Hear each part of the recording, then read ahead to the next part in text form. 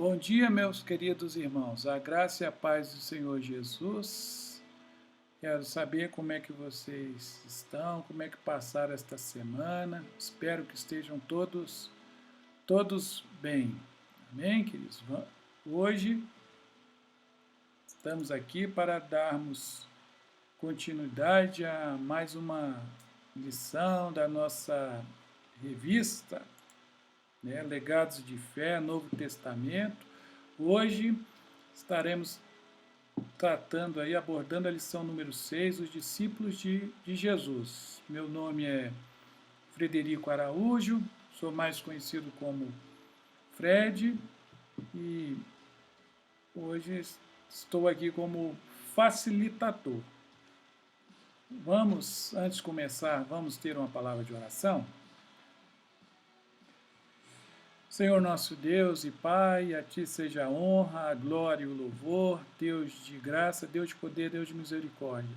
Nós Te agradecemos por mais esse privilégio que temos, Senhor, de podermos aprender um pouco mais, Senhor, a respeito de Ti, da Tua palavra, Pai. Pedimos, Senhor, que Teu Espírito Santo esteja trabalhando nos nossos corações para que nós sejamos transformados, edificados, Senhor, confortados pela Tua santa e bendita palavra. É o que te pedimos e te agradecemos em nome de Jesus. Amém. Queridos, o texto bíblico hoje aí para nosso estudo e meditação está lá no Evangelho de Marcos, capítulo 1, a partir lá do versículo 14. E assim nos diz a palavra de Deus. Depois de João ter sido preso, foi Jesus para a Galiléia, pregando o evangelho de Deus, dizendo: O tempo está cumprido e o reino de Deus está próximo. Arrependei-vos e crede no evangelho. Caminhando junto ao mar da Galiléia, viu os irmãos Simão e André, que lançavam a rede ao mar, porque eram pescadores. Disse-lhes Jesus: Vinde após mim, e eu vos farei pescadores de homens. Então, eles deixaram imediatamente as redes e o seguiram. Pouco mais adiante, viu Tiago, filho de Zebedeu, e João, seu irmão, que estavam no barco consertando as redes. E logo os chamou, deixando eles no barco a seu pai Zebedeu com os empregados. Seguiram após Jesus. Em Marcos 2,14, quando ia passando, viu a Levi, filho de Alfeu, sentado na coletoria, e disse-lhe: Segue-me. E ele se levantou e o seguiu. E ainda em Marcos 3,13, depois subiu ao monte e chamou os que ele mesmo quis, e vieram para junto dele. Então designou 12 para estarem com ele, para os enviar a pregar e a exercer a autoridade de expelir demônio. Eis os 12 que designou: Simão, a quem acrescentou o nome de Pedro, Tiago, filho de Zebedeu, e João, seu irmão, aos quais deu o nome de Boanerges, que quer dizer filhos do trovão. André, Filipe, Bartolomeu, Mateus, Tomé, Tiago, filho de Alfeu, Tadeu, Simão, o Zelote, e Judas Iscariotes, que foi quem o traiu. O objetivo da aula, da lição, é apresentar os 12 discípulos de Jesus e o chamado que receberam de Cristo, destacando aspectos fundamentais do discipulado de Jesus. Lá em João, capítulo 15, versículo 16, nos diz: Não foste vós que me escolhestes a mim, pelo contrário, eu vos escolhi a vós outros e vos designei para que vades e deis fruto, e o vosso fruto permaneça, a fim de que tudo quanto pedires ao Pai em meu nome, Ele vos conceda. De acordo com esse versículo, É Deus que nos escolhe, que nos chama e que nos envia para o serviço. Tudo é dele e para ele. Para início de tudo, a valorização da comunhão é algo que faz parte da essência de Deus. Isto é facilmente evidenciado por meio da Trindade. Deus não está só, mas se revela e atua comunitariamente como Deus Pai, Deus Filho e Deus Espírito Santo. Nesse sentido, nos aponta o princípio espiritual, a importância da comunhão e da atuação missionária em parceria com outras pessoas. Jesus não abriu mão deste princípio. Seu ministério começou com 4 pessoas, mas não parou por aí. A tradição cristã evidencia 12 discípulos, mas sabemos Jesus contou com mais mulheres e homens que levaram a sério o seu chamado. Quem eram os discípulos de Jesus?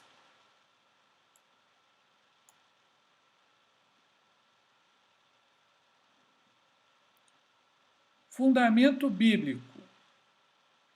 O evangelista Marcos declara que no início do ministério de Jesus, após receber o batismo e passar pela provação da tentação no deserto, o mestre iniciou o anúncio da boa nova do reino, chamando pessoas para crerem em sua mensagem de perdão, salvação e segui-lo.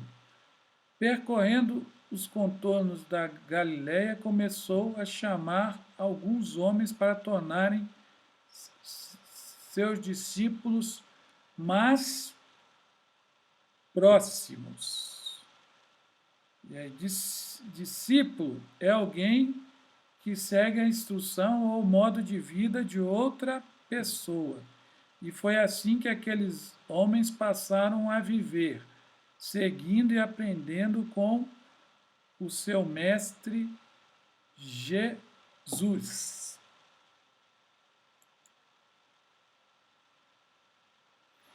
Os 4 primeiros foram os irmãos Simão, André, ambos pescadores, e Tiago e João, também irmãos que foram chamados enquanto consertavam redes em companhia do Pai.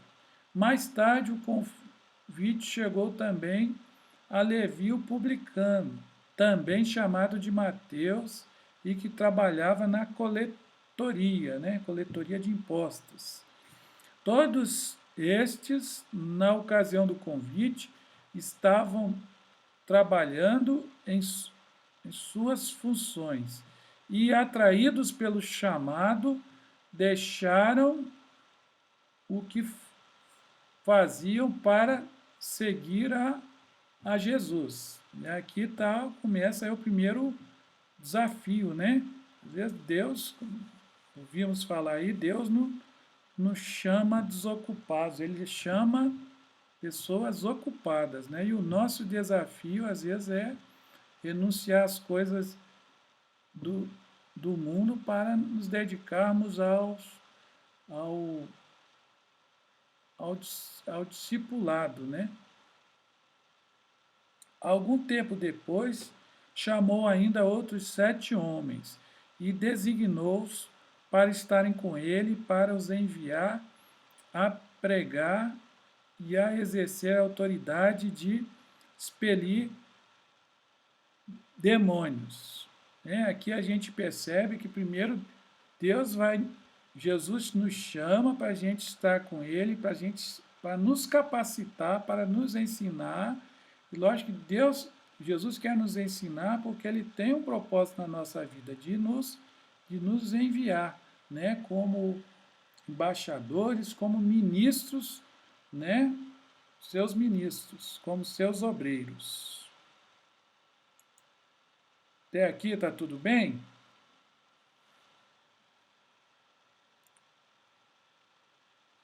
grupo agora estava completo.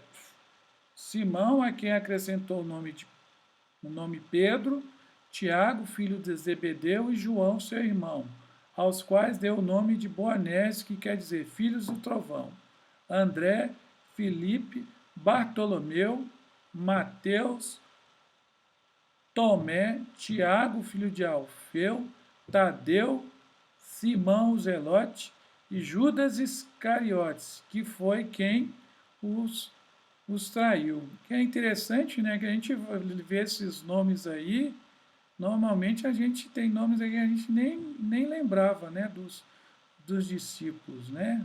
Realmente a gente tem mais familiaridade aí, como diz Pedro, Tiago, João, né?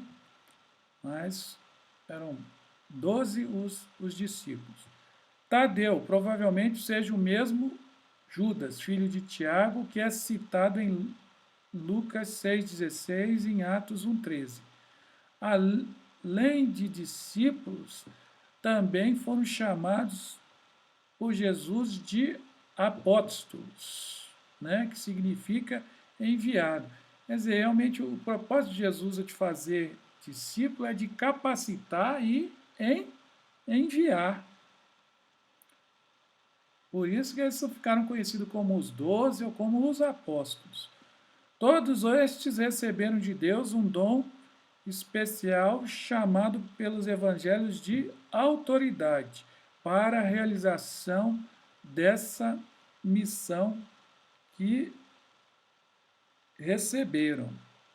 E aqui é interessante a gente frisar que receberam autoridades até para lidar com o reino espiritual, né? Para repreender os espíritos das trevas. A autoridade divina otorgava-lhes o poder para expelir espíritos imundos e curar toda a sorte de doenças e enfermidades, além de ressuscitar os mortos, purificar os leprosos e, o mais importante, pregar que já está próximo ao reino de Deus. E aqui também, queridos, bom pontuar que essa autoridade, do jeito que foi dada lá naquela época, nos é concedida hoje também. Nós temos essa mesma autoridade que os apóstolos tiveram. Nós temos que exercê-la através da fé. Nesse primeiro momento, a missão desses discípulos seria realizada especificamente junto ao povo judeu, chamado por Jesus de as ovelhas perdidas da casa de Israel. Como diz lá em João 1, né, no capítulo 1 de João, fala que Jesus veio para que eram os seus, mas os seus não o receberam. E não os receberam. Então, primeiramente veio para os seus. Por causa da rejeição deles, né, o evangelho foi estendido a nós aí que éramos gentios, né, que estavam longe de Deus, que éramos inimigos de Deus. Muito embora o convite feito por Jesus tenha sido algo grandioso e de valor imensurável, pela proposta de libertação e salvação que oferecia a toda pessoa que cresce, o Mestre aconselhou seus discípulos a serem prudentes e cautelosos, pois a missão a eles confiada também seria árdua. E é que é interessante notar, quer dizer, apesar de nós sermos comissionados, como diz, sermos enviados, aí temos a autoridade do nome de Jesus, Jesus já nos alerta que não vai ser fácil, né? Que nós vamos ter aflições, vamos passar por provações, mas que devemos ter sempre bom ânimo. Quer dizer, não significa que nós sermos servos do Deus Altíssimo que nós não iremos encontrar obstáculos, barreiras na nossa caminhada. Com certeza, vamos encontrar muitas, mas em Cristo nós temos que ter consciência que nós somos mais do que vencedores. Contudo, a obediência e a fidelidade ao projeto divino lhes garantia a salvação. Quer dizer, essa nossa missão, nosso comissionamento depende muito da nossa fidelidade, a nossa submissão à autoridade, ao senhorio de Jesus Cristo, né? Como a palavra diz, ser fiel até a morte te darei a coroa da vida. Prosseguindo aí,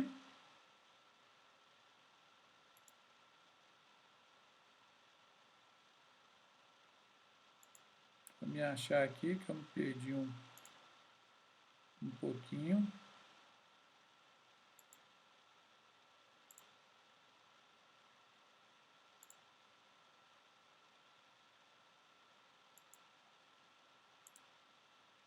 E opa, me perdi, foi muito.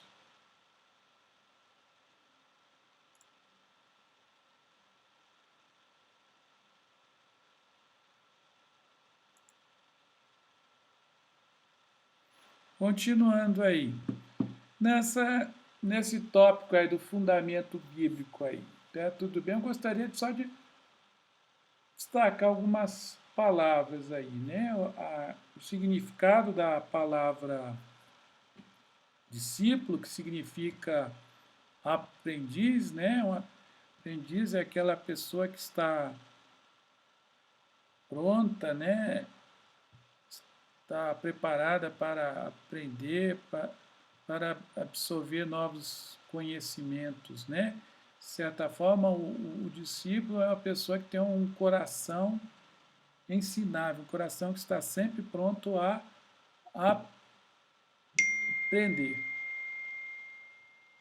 Certo, queridos? E outra coisa também, destacar aí com relação a esse nosso ministério aí, o nosso envio, é falar que o segredo que a gente tem um ministério frutífero é não tentar agradar a todos, né?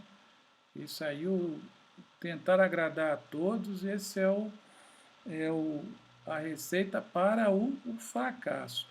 O segredo no ministério frutífero bem-sucedido está em agradar a Deus, focar nas coisas de Deus, ser submisso a Deus, né?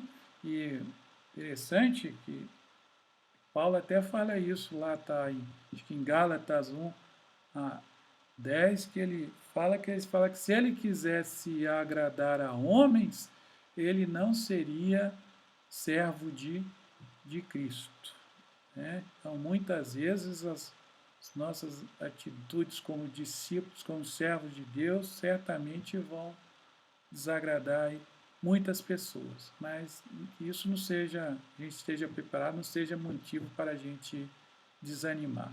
Continuando aí, vamos passar agora aí para a parte aí da palavra que ilumina a vida, né? Ao descrever o encontro entre Jesus e seus discípulos, o evangelista Marcos busca enfatizar a atitude solícita que cada um deles teve de prontamente deixar tudo e seguir o Mestre. Percebemos com esses relatos algumas qualidades que todo discípulo e discípula de Jesus precisa ter. E realmente não é fácil, né? A gente às vezes abrir mão de tudo para seguir a Jesus. Consciência da missão recebida. De imediato, Jesus os convida a se tornarem pescadores de seres humanos. Um jogo de palavras referente ao que eles mais sabiam fazer, lidar com a pescaria, porém apontando para a verdadeira missão, que era ganhar vidas para o reino de Deus. Ao instruir seus discípulos sobre como proceder no exercício da missão, o Mestre revela o seu propósito de resgatar o povo judeu, seu povo, suas ovelhas, a quem a promessa de salvação dizia respeito.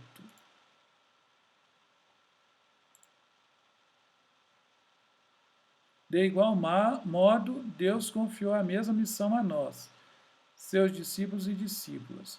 Nosso chamado agora não é anunciar o Evangelho a um povo específico, mas a toda a criatura. Tal missão é um privilégio, algo libertador que Deus nos confiou e tal como fez com os primeiros discípulos, nos capacitou para fazer, concedendo-nos da sua autoridade e do seu espírito. Então, é realmente essa é uma missão sublime, né? Nossa missão de sermos embaixadores de Deus e podemos proclamar, né, as maravilhas de Deus. A consciência de que o chamado é urgente. Ao receberem o convite do mestre, Simão e André imediatamente deixaram suas redes. Estes discípulos, tal como Tiago, João e Levi, manifestaram uma prontidão para obedecer e seguir, diferentemente de outros que, em outra ocasião, ao serem convocados, começaram a apresentar argumentos para não segui-lo naquele exato momento, conforme lemos em Lucas 9, 57, 62, Jesus mesmo alertou sobre a urgência em cumprir a missão, né? Ali acho que Jesus estava falando do jovem rico, né? Que por causa de tinha muitos bens, entristeceu porque não poderia seguir a Jesus. Como diz, o chamado é de imediato, né? Hoje, se ouvirdes a sua voz, não endureçais o coração. Interessante aqui, isso aqui eu só me lembro da passagem lá de Eliseu, chamado de Eliseu, quando Elias joga a capa e pergunta, tu entendeste o que eu fiz contigo? E que Eliseu, que você estava trabalhando, tinha lá a junta de bois, já, como diz, queimou tudo, sacrificou os bois e saiu, como dizendo, já vou acabar com isso aqui para não ter volta, que é daqui para frente. Então, o chamado é urgente, né? Que a gente possa ter sempre essa sensibilidade de responder, né, de imediato ao chamado de Jesus para as nossas vidas. Servir a Deus existe prontidão e urgência. Há muitas pessoas que ainda vivem debaixo de um jugo de opressão e distantes do caminho da salvação. É preciso entender o chamado de Deus para a nossa vida e com confiança e prontidão declarar: eis-me aqui, Senhor. Se cuidarmos dos interesses do reino, certamente o Senhor cuidará dos nossos, né? Isso aqui até de certa forma é uma palavra de conforto, né? Porque às vezes para responder esse desafio a gente fica aí, mas e agora o que será de nós? Mas a gente pode ter certeza, como diz a palavra de Deus, que no Senhor nosso trabalho não é em vão. A consciência de que para tornar-se um discípulo ou discípula é preciso renúncia. Ao se disporem a seguir... Opa, deixa eu voltar aqui. Ao se disporem a seguir Jesus, os discípulos deixaram algo que lhes era muito importante: as redes, a embarcação, o trabalho que lhes garantiu sustento, a família, os amigos. Estas coisas e pessoas não foram de todo abandonadas ou rejeitadas. Em alguns momentos, vemos os discípulos novamente pescando, consertando redes, trabalhando em família. O que eles fizeram foi reconhecer o que naquele momento era prioridade. Ou seja, a gente tem que estar aberto, sensível ao chamado de Deus. O exemplo disso foi o que Jesus disse a Marta com respeito a Maria, que é preciso reconhecer o que é realmente importante. No serviço a Deus há coisas que são desnecessárias, que atrapalham, que dificultam o cumprimento da missão. É preciso desvencilhar-se delas e permitir que o reino e sua justiça permaneçam sendo prioridade em nossas vidas, né? Como diz a palavra mesmo, né? Buscar em primeiro lugar o reino de Deus e as suas justiças e essas outras coisas aí, às vezes as nossas preocupações, tudo isso Deus vai nos acrescentar. A consciência da necessidade de superar os desafios de viver em comunidade. A nova vida oferecida por Jesus a partir do convite de tornarem-se seus discípulos incluía a vivência e convivência entre pessoas diferentes. Se seguir a Cristo era algo novo e desafiador, cada discípulo ainda tinha que aprender a se relacionar com os outros 11 que pensavam diferente e tinham gostos e atitudes diferentes. Certamente a convivência não foi fácil, mas foi possível e gerou o amadurecimento desses homens de Deus, né? Realmente, né? Às vezes a gente pensa 11 pessoas é uma riqueza, realmente tem uma riqueza, é uma bagagem muito boa aí de aprendizado, mas também é muito desafio, né? Porque nós, como pessoas, eu falo, nós por nós mesmos, nós somos pessoas difíceis, né? Então, só a graça de Deus mesmo para nos ajudar a nos relacionarmos. Todos os relacionamentos trazem os seus grandes desafios. Talvez por isso Jesus tenha enfatizado tanto a necessidade e o dever de amarmos as pessoas, perdoarmos, caminharmos a segunda milha. Precisamos estar dispostos e dispostas a trabalhar para a construção de relacionamentos saudáveis, o que inclui perseverança, paciência e amor. A mesma prontidão que os discípulos tiveram para deixar tudo e seguir a Cristo, devemos ter para os relacionamentos com as pessoas de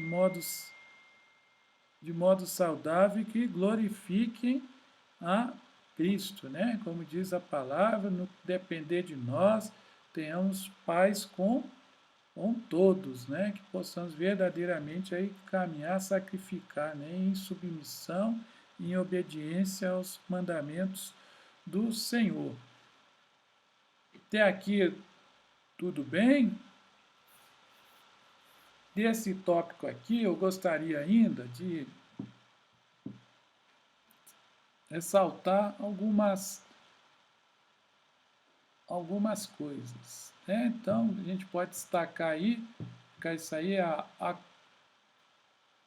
gente tem que ter a consciência da missão recebida, né? Que nós recebemos, Deus confiou essa missão, a missão é da pregação do Evangelho, confiou a nós, né? Então a gente tem que ter a consciência de saber que Deus é o nosso Senhor, que Ele é que conta conosco, né? Então, quem é você? Qual é a sua identidade? Então a gente tem que ter essa consciência, para a gente entender a consciência da missão, a gente tem que entender quem nós somos, né? E lá em Pedro, 1 Pedro 2,9 fala que nós somos raça eleita, nós somos nação santa, somos povo de propriedade exclusiva de Deus. Nós somos servos do Deus Altíssimo. Essa é quem nós somos e essa é a nossa missão. Segundo, a gente também tem que ter a consciência de que o chamado é urgente, né? Como diz lá a palavra, os campos, às vezes, os campos estão brancos e poucos são os trabalhadores, né? Deus está sempre precisando de trabalhadores. Então, e a gente esteja sempre consciente aí de que se ouvirmos hoje a voz do Senhor, que não viemos endurecer, né? Mas possamos já nos submeter, ter sempre um coração ensinável. Terceiro, a consciência de que para tornar-se um discípulo ou discípulo é preciso renúncia. É verdade. Nós, quando a gente está sob a missão de alguém, a gente tem que renunciar à nossa vontade, né? O apóstolo Paulo mesmo fala que o soldado que está no exército, está em missão, ele não se envolve com as coisas desse mundo, porque está envolvido, concentrado lá na guerra, na missão dele. Então, nós também temos que renunciar à nossa vontade, ao nosso eu, e nos submeter completamente a Cristo. E o quarto e último, a consciência da necessidade de superar os desafios de se viver em comunidade.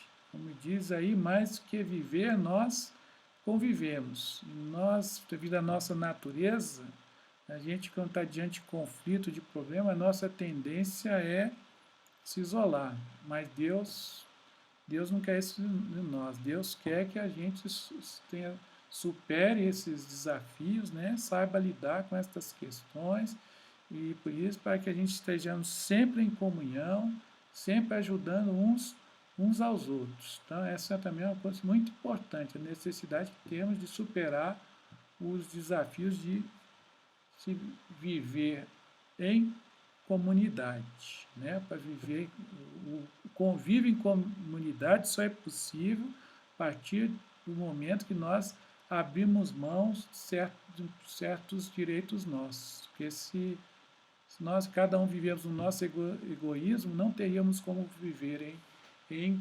comunidade. E disso, queridos, eu gostaria também falar que nós, como discípulos e servos de Deus Altíssimo, a gente também tem que estar preparado para lidar com situações que certamente vão aparecer nas nossas vidas. Né? Muitas vezes aparece e a gente fica até surpreso, mas não era para a gente estar surpreso, porque com certeza são situações que vão aparecer e que a gente tem que saber lidar com elas. Né? A primeira que eu gostaria de citar é com relação às críticas que nós vamos receber. Né? Muitas vezes críticas piedosas, críticas até destrutivas, né? Então a gente tem que estar pronto para saber, como nós já vimos aí, porque às vezes servir a Cristo, às vezes nós vamos desagradar aos homens, então a gente tem que saber lidar com isso, não deixar que essas críticas entrem no nosso coração, que elas podem gerar ira, e a ira, uma vez instalada, às vezes pode nos levar a afastar nosso caminho do Senhor. Né? Como diz a palavra de Deus, a ira dos homens não produz a justiça de Deus. Né? Moisés mesmo, nós temos exemplos na Bíblia de Moisés, que muitas vezes pressionado ali pelas críticas, ele tomou uma atitude que lhe custou a entrada na terra prometida. Então, a gente está preparado a receber críticas, por isso que é importante o nosso foco estar em Deus, para que a gente não seja abalado por essas coisas.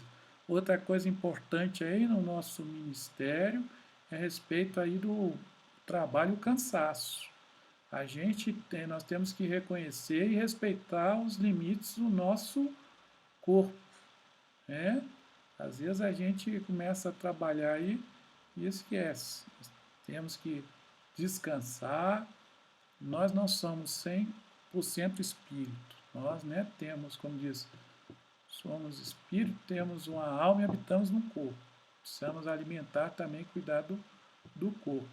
E então a gente tem que conhecer e respeitar os limites do corpo, buscar, isso é importante também, quando a gente busca a presença de Deus, isso vem um renovo, né?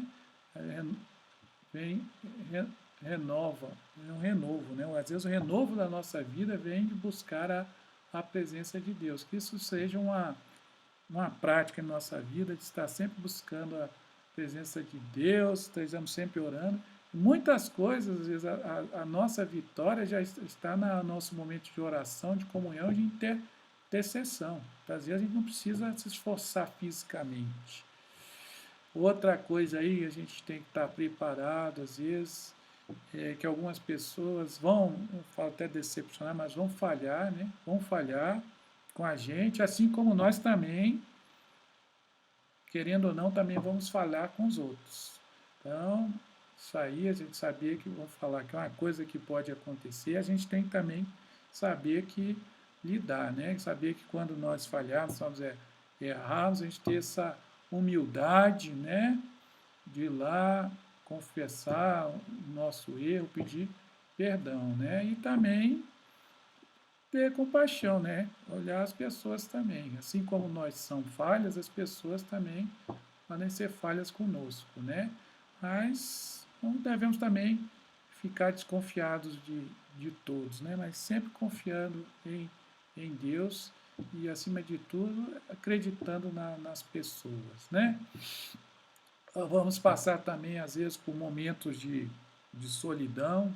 Paulo mesmo falava que teve um momento que ele estava só, mas Deus estava com ele. Então, nesse momento em que a gente acha que está só, posso ter certeza que Deus está sempre conosco, como diz a palavra, né? Se a gente tiver que passar pela água, se tiver que passar pelo fogo, Deus está passando conosco. Mas nós também enfrentaremos esse momento aí de solidão, né? De achar que todo mundo nos abandonou, como diz Elias, só nós ficamos só. Também temos que estar preparados para a questão da falta de reconhecimento. Às vezes Deus vai nos dar a promessa, vai nos falar, mas, queridos, a gente tem que estar preparado que entre a promessa de Deus e o cumprimento dela, às vezes leva tempo, né? É o tempo que Deus está nos provando. Então, que a gente não se desespere, mas espere em Deus, confie, porque, como disse, se Ele prometeu, Ele é fiel para cumprir, né? E também nosso trabalho, às vezes, pode acontecer de demorar a frutificar. Às vezes, deve tomar todos os cuidados, né? Assim como no cultivo de uma planta, tem coisas que não é culpa do agricultor, foge à alçada dele. Então, a gente também possa ter essa consciência que tem fatores que não vai depender de nós. Agora, no que depender de nós, que a gente possa fazer todas essas coisas. Amém, queridos? Continuando aí. Conclusão. Ser um discípulo e discípula de Jesus é um grande privilégio. Vale a pena deixar tudo para seguir a Jesus. Vale a pena mudar de vida, adquirir novos hábitos, deixar as coisas antigas, principalmente aquelas que não condizem com a mensagem do reino. Tornar-se um discípulo ou discípula de Jesus deve ser o ideal de toda pessoa que abraçou a fé cristã. Mas que ideal, fala, isso aqui é a consequência natural do servo de Deus. É maravilhoso poder anunciar as boas novas do Evangelho libertador de Jesus, anunciar seu amor, perdão e salvação e participar da obra redentora de Cristo na salvação das pessoas, testemunhando as mudanças operadas pelo Espírito Santo em suas vidas, né? A gente tiver a consciência de que cada um pecador que se arrepende tem uma festa no céu, né? Pensa que coisa maravilhosa.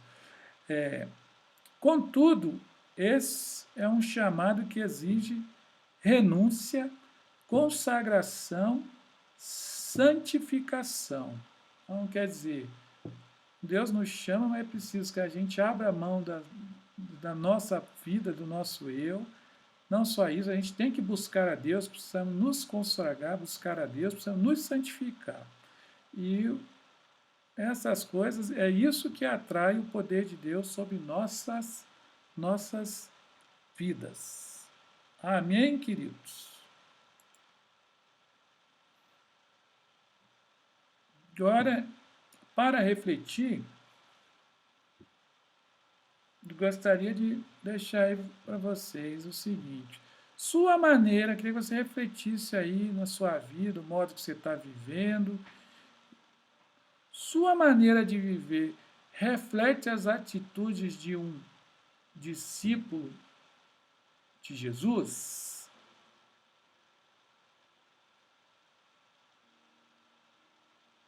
O que tem te impedido de exercer plenamente o chamado de discípulo de Jesus?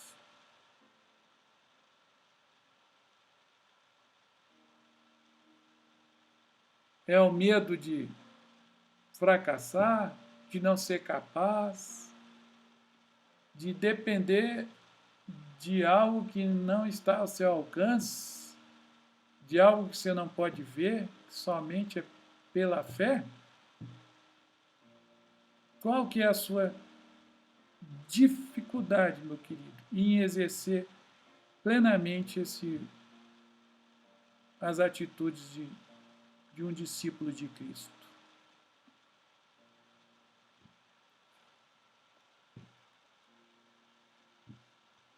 Vamos orar neste momento?